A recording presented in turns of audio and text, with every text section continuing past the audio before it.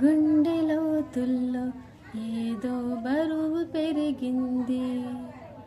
తడిమి చూస్తే అతని తలపై నిండిపోయింది. కొత్త నేస్తం కాదుగా, ఇంత కంగారెందుకో, ఇంతవరకు లేదుగా, ఇప్పుడు ఏమైందో అడగవే హృదయమా, అనుమతైనా అడగలేదని తెలుసునా, తెలుసునా మనసుకి తొలి కదలిక.